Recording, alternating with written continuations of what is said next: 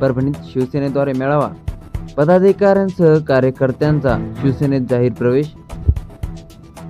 परभणी शहरातील MIDCतील व्यंकटेश मंगल कार्यालयात शिवसेनेच्या पदाधिकाऱ्यांची महत्त्वपूर्ण बैठक आयोजित करण्यात आली होती। त्यानिमित्त जालना विधानसभेचे आमदार खोतकर हे परभणीत दाखल झाले होते। या मेळाव्यात विविध पक्षातील कार्यकर्त्यांनी शिवसेनेत जाहीर प्रवेश केला।